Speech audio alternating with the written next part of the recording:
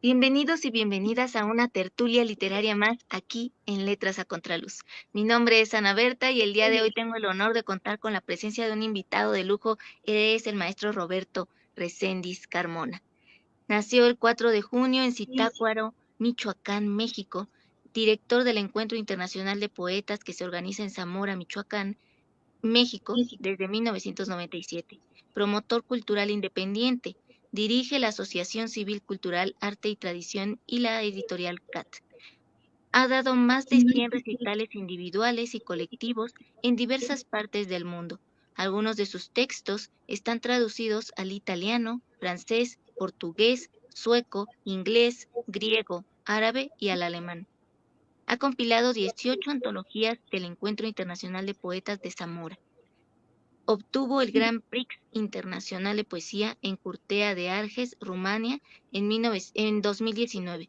Tiene una docena de libros publicados y aparece en una gran cantidad de antologías de América y España. Algunas de sus publicaciones son Alexia 4 veces dijo no, 2013, De nombre invertebrado, Colombia, 2014, Cantar de sombras, 2017, También nosotros volamos papalotes, 2019, Los intrincados silencios de la materia oscura, Lima, Perú, 2022, y El mundo de José Roberto, relato ilustrado, en Bogotá, Colombia, 2022.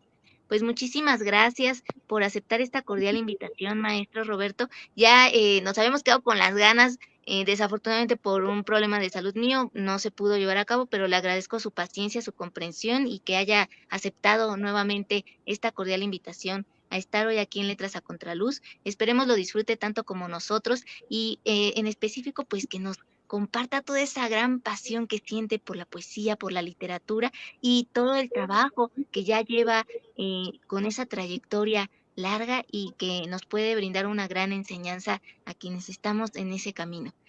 Bienvenido y muchas gracias. Gracias, Em, Ana Berta. Buenas tardes. Buenas tardes y también a todos buenas tardes. Esperemos estén teniendo un excelente día de viernes. Em, y bueno, vamos a iniciar con la primera pregunta. ¿Qué significado tiene la literatura y la poesía en su día a día? Siempre será una pregunta complicada. Yo creo que tiene 50 respuestas y a cada día. Eh, para mí es el propio latido, la vida. Es una manera de ver el mundo. Es otra manera de recrear el mundo. Y es algo con lo que siempre me he emocionado y que trato de vivir cada día. ¿A quiénes podría considerar sus referentes literarios y por qué? Bueno, yo creo que hay una docena. Y generalmente a veces olvida uno a más de alguno. Eh, es obvio que por esta edad eh, siempre citaremos los referentes cuando éramos jóvenes. Sin embargo, yo puedo comentar y agregar que fui afortunado porque en el muy lejano 1960, 1959, la Secretaría de Educación Pública nos dotaba de esos famosos libros de texto gratuito. Y por supuesto, en ellos lo recuerdo desde el primer año de primaria, eh, ya, ya aparecía una gran cantidad de poetas que, pues que nos daban la oportunidad de empezar a adentrarnos a este maravilloso mundo de la literatura y en especial de la poesía. Había un texto que por supuesto lo recuerdo y lo seguiré recordando que el resto de mi vida, que era de José Martí. Cultivo una rosa blanca en julio como en enero para mi amigo sincero, que me da su mano franca. Entonces, imagínate lo hermosos que eran esos libros, porque además nos adentraban a una gran cantidad de escritores, como Gabriela Mistral, como Rubén Darío. Entonces, esos estaban marcando desde el primer año de primaria en el lejano 59, lo maravilloso que es la poesía. Entonces yo creo que jamás olvidaré que apenas empezaba uno a leer en esos años. Obvio, los profesores eran realmente, manejaban una mística diferente. Con agrado recuerdo de maestra Consuelo, que como era, primero creo que era de los más chicos en el grupo, tenía 5 años, nos obligaba, porque todos teníamos que aprender a leer y escribir los que cursábamos el primer año. Entonces en aquellos tiempos uno iba en la mañana de 9 a 12 y después de 3 a 5 de la tarde. Y la maestra Consuelo, con toda esa paciencia que da la vocación del magisterio, a los que íbamos más atrasados, por supuesto yo era uno de ellos, nos dejaba más tiempo para que estuviéramos después de las 5 de la tarde con cada uno, estaba repasando las lecturas para que aprendiéramos, por supuesto, a leer y escribir. Entonces, desde ese entonces creo que queda uno marcado por la poesía. Y bueno, ya en la secundaria yo frecuentemente les he dicho a los amigos profesores que les lean cada día poesía a sus alumnos, independientemente de la materia que estén dando a los chicos, o que estén en primaria, o en secundaria, o en preparatorio. Les digo, léanle poesía a sus alumnos. Luego, nunca tendrán nunca podrán ni siquiera otear de que más de alguno lo puede tocar la literatura, la poesía. Yo tenía una maestra en secundaria, la maestra Elsa, creo que era Elsa Radillo. Ella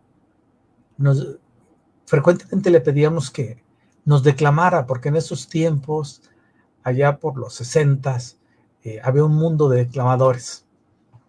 Y ella declamaba ahí con el grupo, bueno, ella nos declamaba un poema de Luis G. Urbina, el de Metamorfosis. Y eso me tocó, y me tocaba cada que lo decía, qué hermoso poema. Y lo único que alcanzaba a decir, yo creo que mi maestro está enamorado. Era lo que alcanzaba a entender. Y bueno, yo decía, ¿cómo es una maestra de historia? Es la que me acerca al mundo de las letras. Y bueno, ya posteriormente me pierdo donde no me gustaba nada.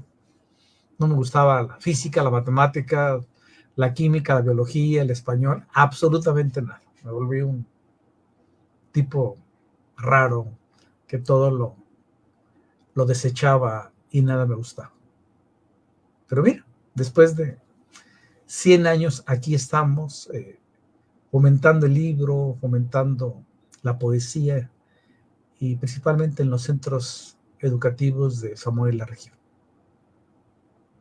Es hasta que lo encontró la literatura y la poesía en específico que encontró su verdadera vocación, y qué bueno que ahorita usted también esté llevando a cabo esa gran e importante labor que es fomentarles a los jóvenes, a los niños, ese interés, ese amor por la lectura y por adentrarse en esos textos. Em, ¿Qué experiencias le ha dejado el ser director del Encuentro Internacional de Poetas organizado en Zamora, Michoacán? Uy, como 1,000,000. Yo creo que el Encuentro de Poetas de Zamora tiene tiempo que digo que se volvió un proyecto de vida. Cuando nace el Encuentro de Poetas de Zamora, ya hará 28 años, yo decía pues que en Zamora, que decía que era cuna de hombres ilustres, y yo decía que, bueno, que nada más le echaban porras a los muertos, que porque al final de cuentas no encontraba nada vivo.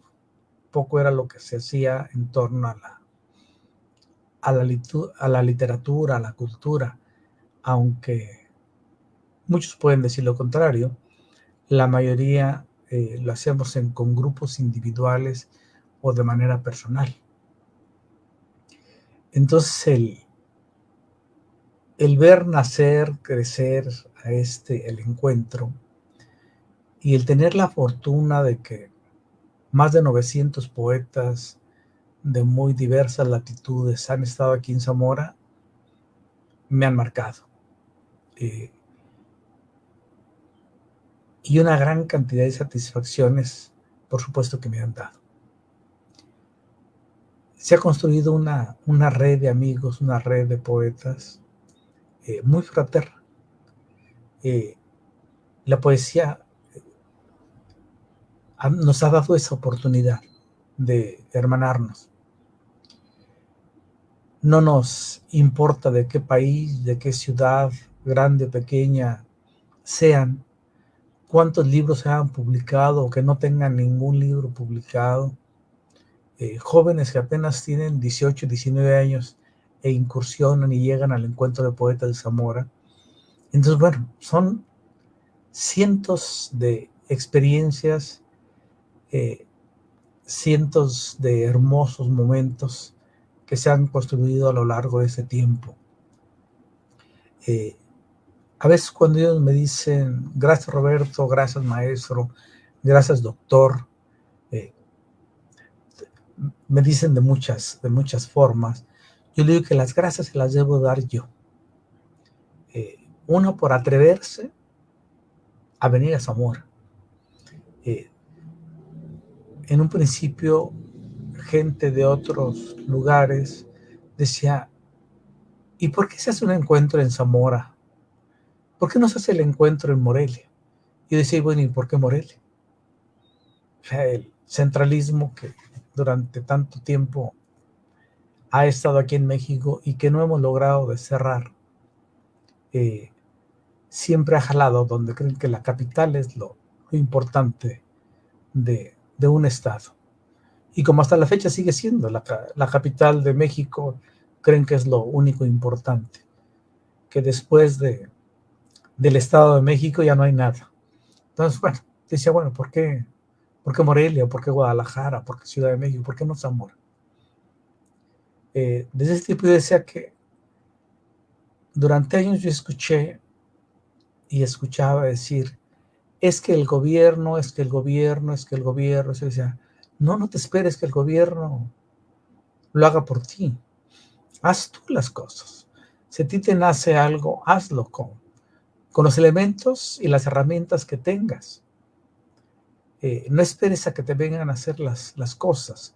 Yo decía que los que nos gustaba la literatura debíamos de hacer algo siempre por nuestra comunidad. Jamás he olvidado lo que nosotros allá en los 70s acuñábamos de tener conciencia de clase. Yo tuve la fortuna de estudiar en la Facultad de Odontología de la UNAM, ya hace muchos años, soy cirujano dentista de profesión, y por supuesto, por ser una universidad gratuita, tuvimos la oportunidad, mucha gente de escasos recursos, de graduarnos. Pero nunca olvidábamos la raíz, nunca olvidábamos de dónde veníamos y qué era lo que queríamos. Entonces, nosotros llamamos tener la conciencia de clase. Otros, por supuesto, la acuñaban porque se sentían de izquierda. Y yo, como en más de alguna ocasión he dicho en algún texto, no soy de izquierda ni de derecha. O sea, son los absurdos.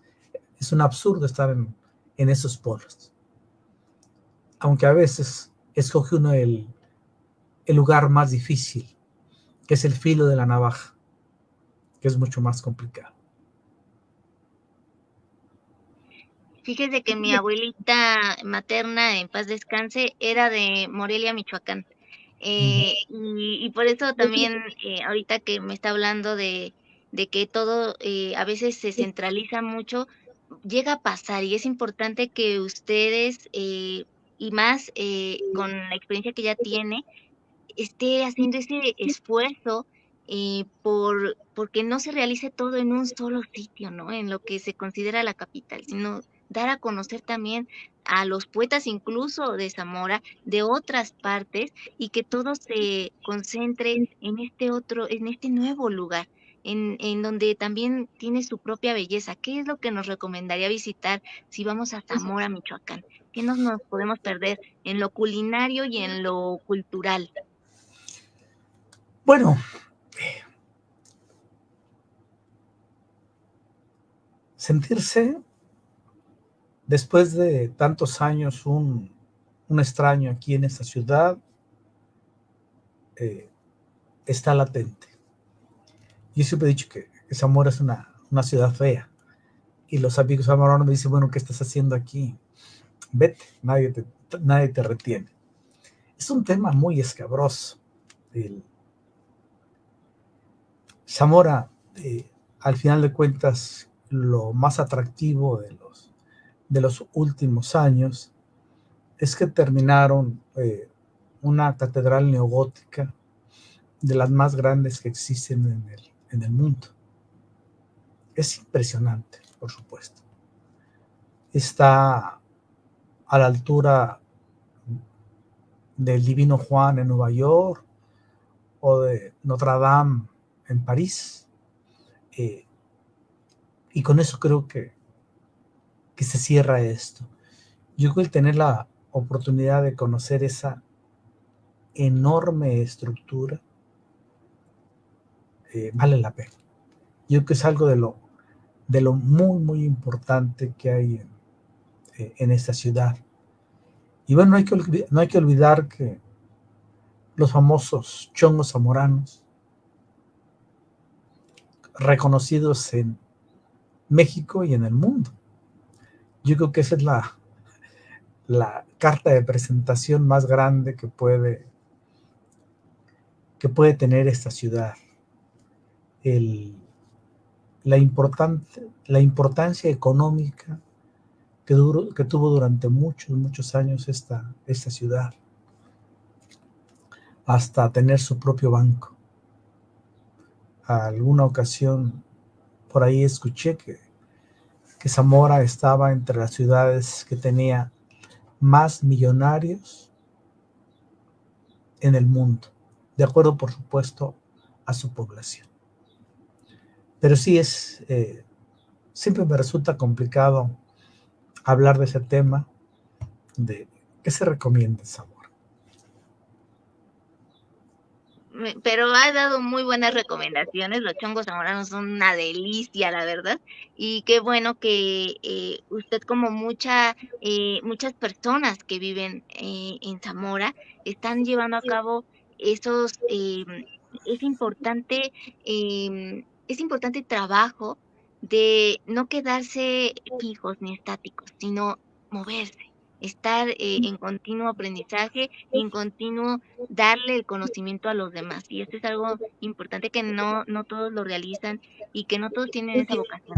Por eso me gustaría que usted nos comentara qué estrategias implementa como promotor cultural para fomentar el gusto por el arte, la literatura y la cultura.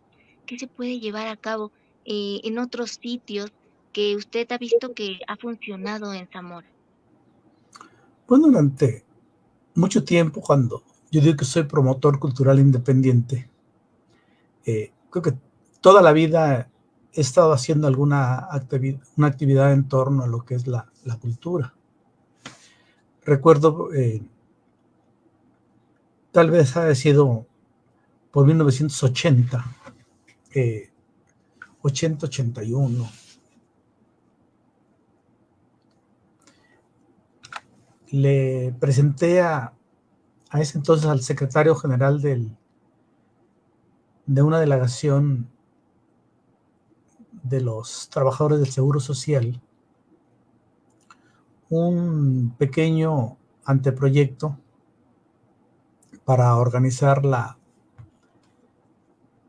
primera semana cultural para los trabajadores del Seguro Social. Yo desde entonces, yo estaba recién ingresado a esta institución. Yo decía que que los trabajadores no solo debemos de ir y cumplir con nuestro ciclo y ya. El darle alguna capacitación fuera de la actividad que se desarrolla. Y yo creo que a los trabajadores se les debe de acercar más a lo que es la cultura.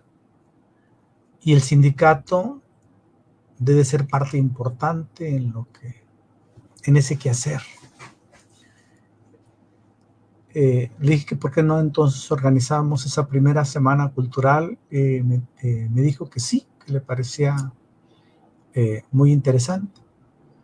Entonces esa semana cultural tuvo teatro, una pequeña obra, un monólogo. Hubo un pequeño recital de jazz. Hubo conferencia en torno a la historia de Zamora por un gran historiador a nivel internacional de los más grandes, don Luis González y González, el fundador del Colegio de Michoacán aquí en Zamora. Por supuesto, hubo algunas lecturas. No recuerdo si se presentó también una exposición pictórica. Es muy lejano, pero sí recuerdo que desde entonces ya participaba en ese tipo de actividades. Y en otras más, con amigos. Fundamos posteriormente colaboraba se llamaba Editorial Signos. Formaba parte de un colectivo que teníamos un suplemento cultural en un semanario que era muy, muy importante aquí en esta zona, que desapareció, como muchos periódicos, que se llamaba Guía. Entonces, continuamente estábamos haciendo una serie de actividades.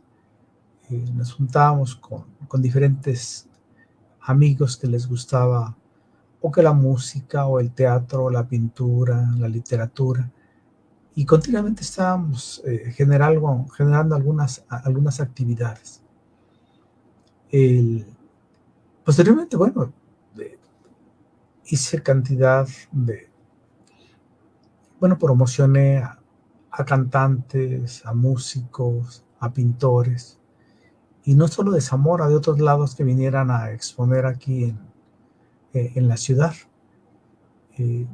Porque era para mí importante el estar desarrollando ese tipo de actividades, que se puede, que al final de cuentas, e independientemente de los presupuestos, porque ahí es donde a veces los promotores culturales nos detenemos bastante por la falta de recursos, y eso los tienes que gestionar.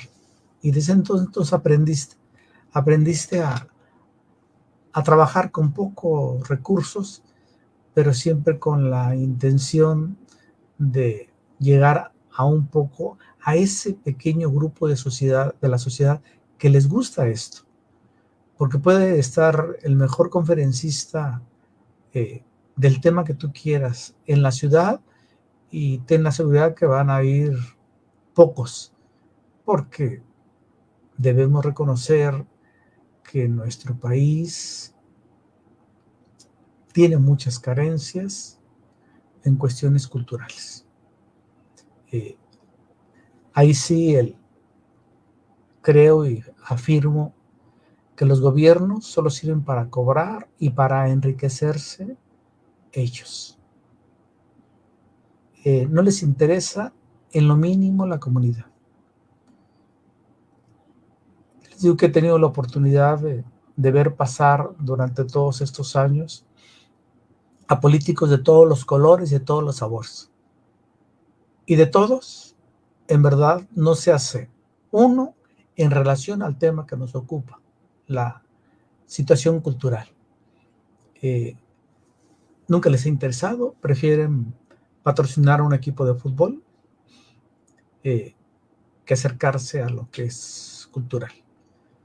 Y eso es obvio que es un problema de México, que ningún gobierno ha logrado desterrar esas malas costumbres y siguen repitiendo lo mismo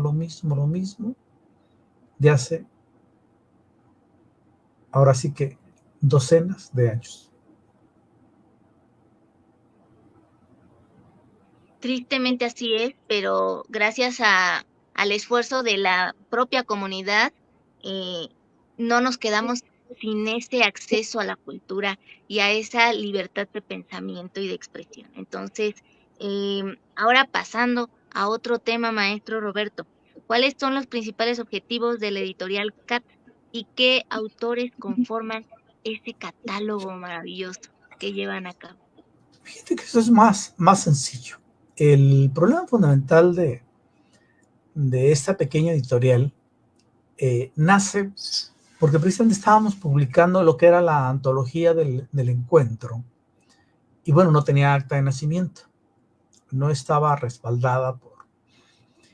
Y solicitar que otra editorial pusiera su sello generaba costos, por supuesto, y problemas para aterrizar el mismo.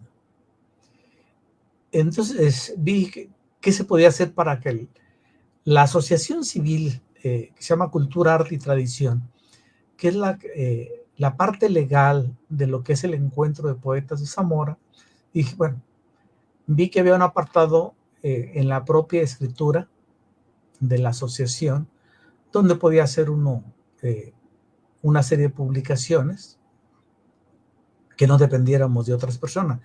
Y entonces se hizo el trámite ante las instancias correspondientes para registrar a la editorial Cultura, Arte y Tradición. Por eso dice editorial CAT.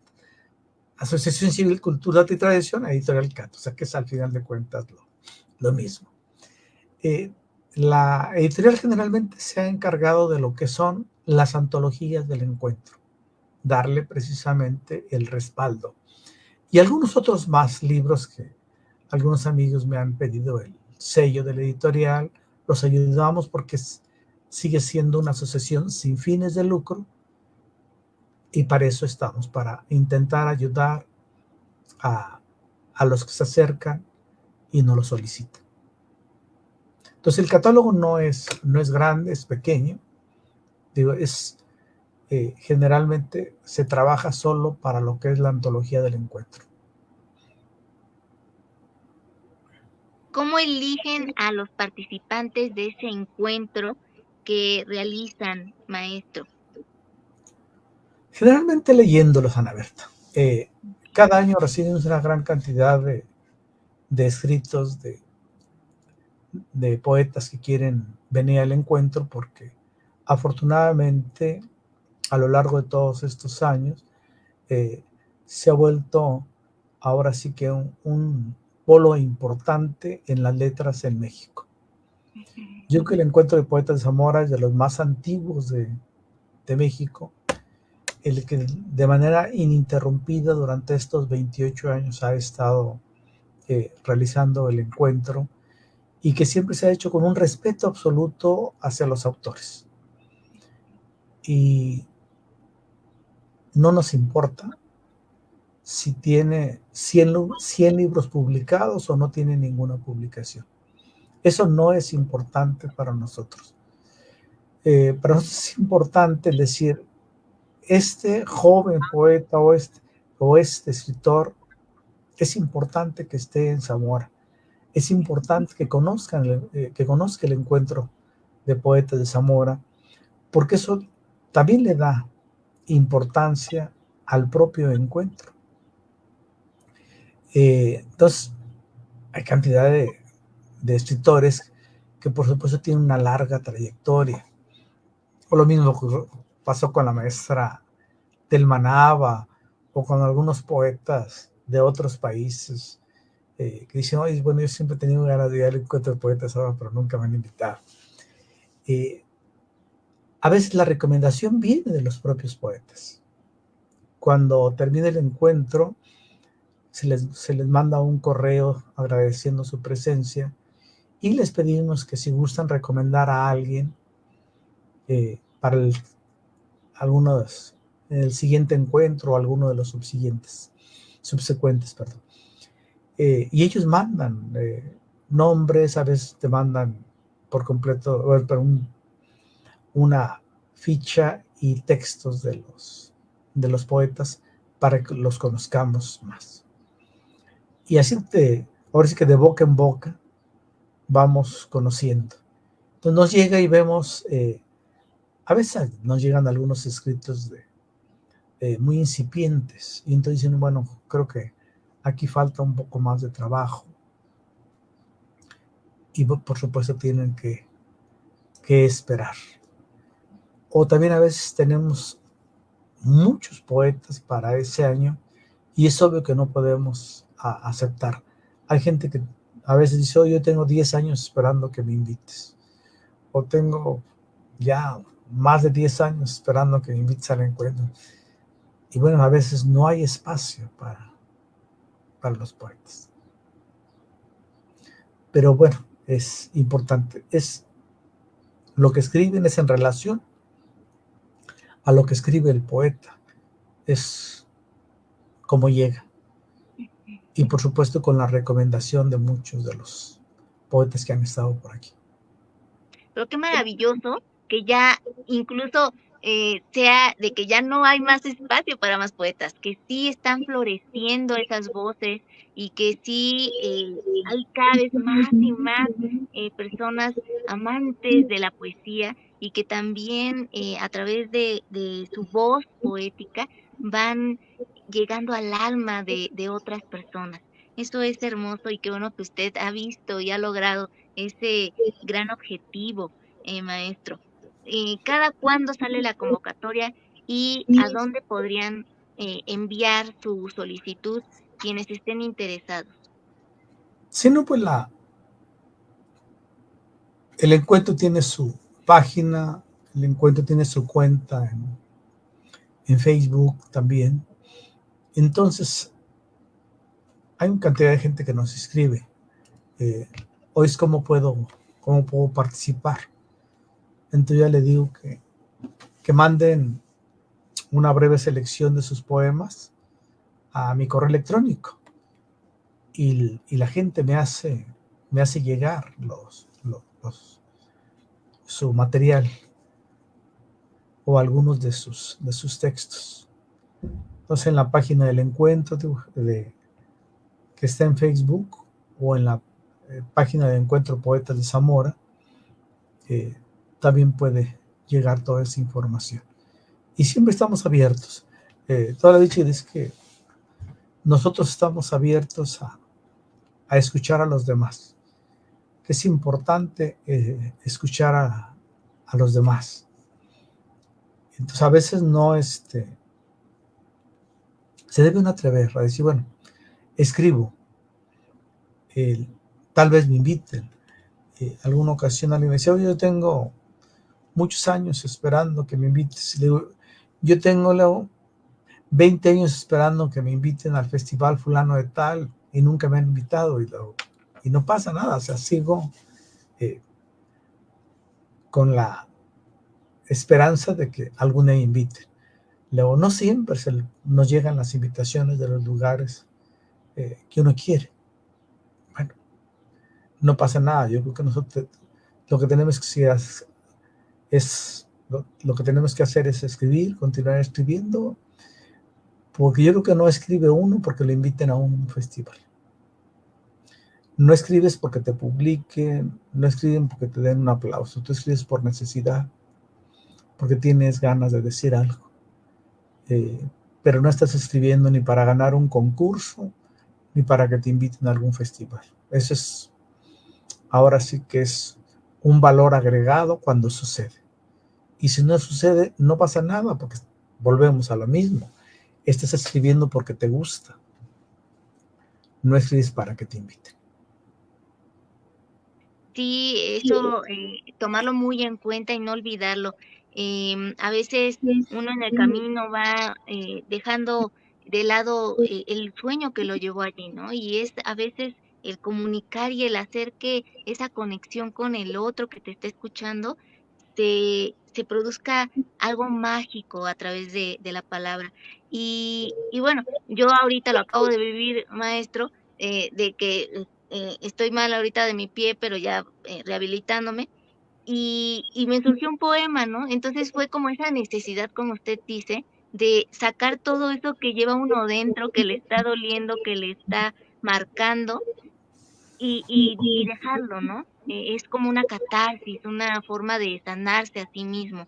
Y eso es lo principal cuando uno se dedica a la escritura. Creo que es primero comunicarse con uno mismo, contactar con su interior, y ya después cuando se da a conocer en alguna revista, en algún libro, para que los demás también conecten con eso mismo que uno está sintiendo o queriendo transmitir. Em, Ahora vamos a su obra, maestro. ¿Qué temáticas aborda?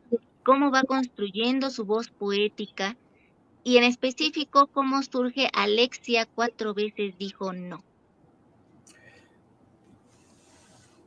Muchos años de estar, yo digo, garabateando. El, no hay, al final de cuentas, una forma, es decir, cómo vamos construyendo. Hace rato decía que uno escribe por necesidad y estás continuamente garabateando y tachando un escrito, que a veces nunca llega a ser el poema que andas buscando. O sea, de una gran cantidad de textos que están ahí solo guardados, algunos impresos. Eh, Todavía los tecleaba uno en máquina de escribir y nunca llegaron a gustarte. Cuando lo estás haciendo dices, oye, esto me está quedando muy bien. Pero después lo relees y dices, oh, esto es una basura, esto es una porquería, esto no sirve para nada. Porque yo creo que te estás exigiendo a veces sale un texto bien y dices tú, wow, este sí me salió bien. Este lo escuchó 2, 3 gentes y le pareció que estaba interesante. Y eso te obliga a mejorar ese texto. Entonces, porque ya tienes un referente. Siempre estamos escribiendo el mismo poema. Yo creo que es un poema interminable. Le das vueltas, le das figuras, lo tuerces, lo mojas, lo lavas, lo tiendes, lo secas, lo avientas y sigue en continuo. Y estás con cada texto estás haciendo lo mismo. Tratar, dice uno, de pulirlo, de quitarle la paja. Y a veces en verdad no queda nada. No queda nada. Entonces, el que no se sienta uno mal porque los textos no salen bien, o que aparentemente tú dices que está bien, pero el otro dice que no está bien, que no gusta. Y bueno, de todo hay en la viña del Señor, reza el dicho. No hay poemas malos, no hay poemas buenos, hay poemas. Y hay gente que le llega, hay gente que no le llega y nunca les van a llegar, punto. Entonces, seguiré insistiendo que no escribe uno para que te aplaude el otro, no, escribes por necesidad. Estoy totalmente en desacuerdo que escribas porque te van a aplaudir. o porque te van a reconocer. No, eso llega después y a veces ni llega. En relación a este cuaderno tan añejo que mencionas de Alexia 4 veces dijo no, debe tener ya un buen tiempo, no recuerdo en qué año se publicó. Aún el movimiento feminista no alcanzaba ahora sí que la altitud que en estos momentos tiene a nivel mundial. Sin embargo, ya veía yo lo terrible que hemos sido los hombres en relación a este aspecto. Lo misóginos, lo malditos, bueno, una serie de adjetivos calificativos que no vale la pena repetir. Pero aparte conocí a una persona con muchos problemas y que atentaba contra su cuerpo. Y empecé a garabatear algo en torno a eso.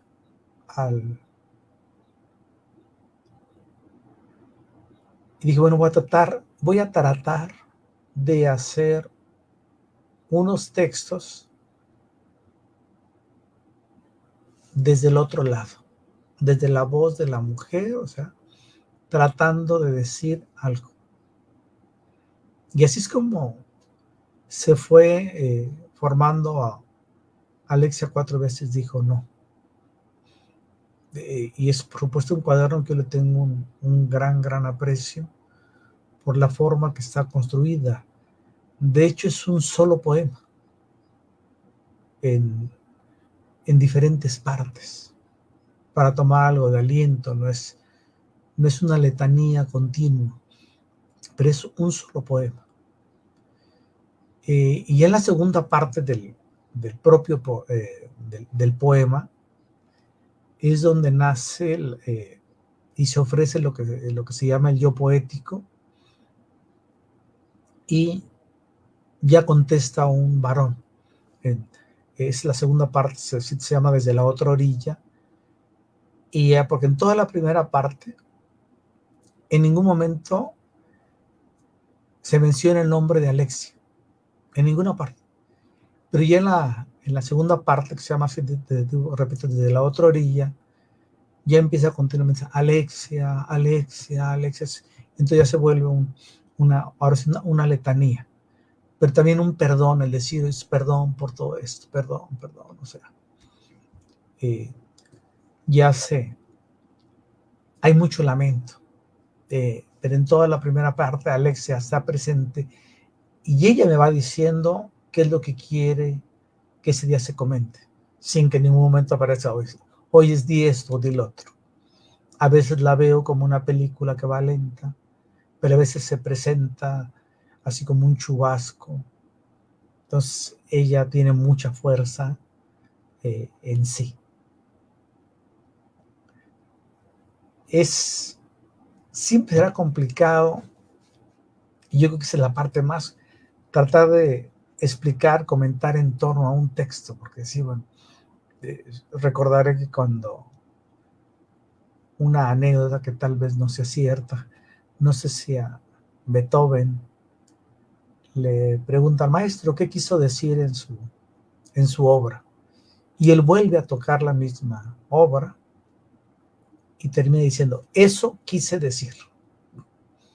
Entonces, explicar a Alexia es complicado, o sea, ¿qué quiso decir? Ahí está lo que quise decir. Claro. ¿Nos puede leer un fragmento de su poema de largo aliento? Sí, puedo compartir algo. Déjame ver dónde está. Porque, bueno, pues un fragmento, porque es Sí. muy largo. Ya sea del inicio o del medio. Este cuaderno ya hizo 10 años, 11 años que se publicó este cuaderno. Recuerdo que es antes de que naciera todo este movimiento feminista. Entonces por eso lo tengo con mucho, mucho cariño este cuaderno. Dice así un fragmento: Alexia, desde siempre hemos estado solos, más cuando la noche golpetea la sabana oscura de los huesos y la cicatriz peregrina de la sangre. Vivimos asustados, temblamos, y no hay refugio para enfrentar con dignidad la suerte. Hay días en que deseamos saber el final de la ceguera, la muerte de los otros.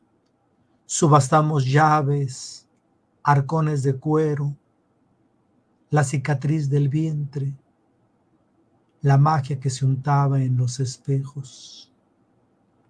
Hay noches en que ardemos sin lengua, sin piel para frenar el cuerpo, sin sueños que aligeren vuelcos. En medio de la oscuridad que nos engendra, estamos despoblados, más solos que nunca, y un desnudo terror habita nuestra casa. Alexia, te recuerdo, ya no debemos seguir hablando de lo mismo. El mundo cada vez está más oxidado y las torres de Babel se erigen en cualquier lugar del asco. No hay corrientes seguras en el agua. Los bárbaros del norte se han dejado venir como parvada de langostas y gritan pronombres del infierno. Cada día paren ruidos diferentes, llueven misiles, polvos enredados, hologramas que guillatinan los domingos. Por ello, Alexia, ya no debemos soñar con el pasado. El odio se ayunta con la guerra y ensangrenta los aleteos del barco. Alexia, te recuerdo, ya no debemos seguir hablando de lo mismo. Qué bello. Pero esta es una probadita Sí, para que nos deje picados, maestro Roberto. Es una probadita de Alexia, es muy largo. Yo creo que tendríamos que tener 1 hora para leer a Alexia. Sí. Ahora, con respecto al Cantar de Sombras y los intrincados silencios de la materia oscura, ¿qué nos puede decir al respecto de cada uno de ellos? O si gusta que el propio poema hable un fragmentito también, como usted desee. Wow. Déjame ver dónde que. Ay, bueno, el Cantar de Sombras, fíjate que. Se me hace que sí. No, creo que el Cantar de Sombras, que también es terrible. Permíteme un segundo, déjame buscarlo, porque lo pides, porque es más. Sí, no se preocupe, maestro. Y bueno, pues a seguir al maestro Roberto Reséndiz Carmona en sus redes sociales, búsquenlo, busquen su trabajo poético, anímense a participar también en el Encuentro Internacional de Poetas, que puede que los inviten, puede que no, pero no pierdan la esperanza. Y bueno, pues hoy hemos podido conocer un poquito más al poeta Roberto Reséndiz Carmona. A través incluso de su lectura en voz alta, de esa declamación que nos hizo. Le escuchamos, maestro. Pues fíjate que no salió Cantar de Sombras. No se preocupe. Pero Y sí, es un texto, bueno, también muy, muy interesante, ese Cantar de Sombras. Pero Desde el título es también magnífico. Muy sí, buena elección. desafortunadamente no quedó por aquí cerca. Y No bueno, te preocupes. además tengo un caos aquí lo que es la biblioteca, porque creo que durante muchos años he estado atesorando libros de poesía. Y creo que no puede ser tan egoísta de solo tú tener acceso a los libros de poesía. Entonces le propuse a la Biblioteca Pública Municipal donarle toda mi biblioteca de poesía para que en ese espacio se abra una sala de lectura exclusivamente de poesía. Entonces, les estoy donando una enorme cantidad de libros, no sé, 2000, no sé, ni idea tengo. O sea, ellos por supuesto ya están haciendo eh, todo el registro de cada uno de los libros, eh, y por eso la biblioteca está hecho un caos, porque estoy llenando cajas y vienen y se las llevan. Entonces, si ven lo que es mi estudio, dirían, ¿esto qué es? No se puede pasar de las cajas que están llenas. Y entonces precisamente el libro que me pides, no sé por ahí dónde ha quedado ahorita en todo este relajo que armé. Será para la próxima una lectura Sí, exclusivamente de Cantar de Sombras. Te va a claro encantar. que sí. Te va a encantar. Ya, ya, ya quedó acordada. Sí, alguna ocasión lo presenté, me hicieron un favor de hacer una pequeña presentación en Guadalajara de ese libro. Primero me hicieron un escrito que me dejó así con la boca abierta. Dije, yo escribí eso. Digo, fantástico. Sí. Entonces, quedé muy, muy complacido y leí algunos textos, y el poco público estaba presente. Dije, wow, qué tremendo, ¿no? Dice, cómo se enchina la piel de escuchar esos textos.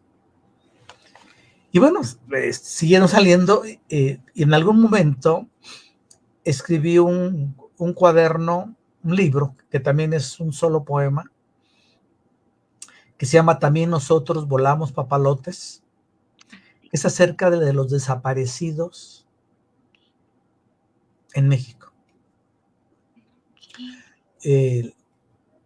Les comento que este libro nace, o he comentado, que yo estaba en algunos otros países y siempre me preguntaban, maestro, platíquenos algo sobre los 43 desaparecidos de Ayotzinapa.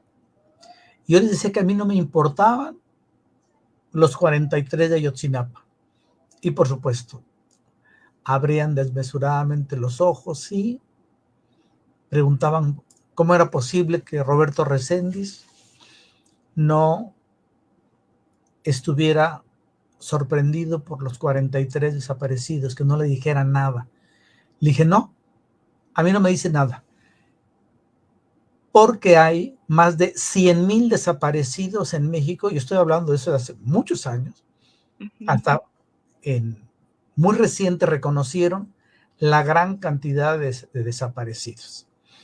Pero entonces, ese libro nace desde ese entonces, cuando todo lo mediático de los 43 de Ayotzinapa. Le dije, no, tenemos mucho más. Entonces, si estamos haciendo todo un movimiento por 43, tenemos que hacer un movimiento mundial por 100,000. Después de ese libro, es obvio que yo lo leo y me sigue doliendo, porque está tan vigente como sigue sucediendo hoy.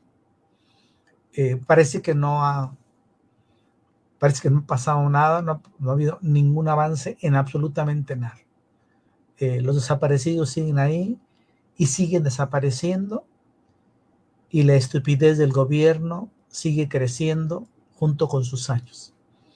Entonces, como todo eso me tenía muy dolido, dije, ay, ya debo escribir algo diferente, porque cada que yo leo esto me duele, porque me duele mucho todo este tipo de cosas que pasan en México. Y entonces dije, bueno, voy a escribir otra cosa. Hice un libro de los exoplanetas descubiertos por la NASA y por la Agencia Espacial Europea.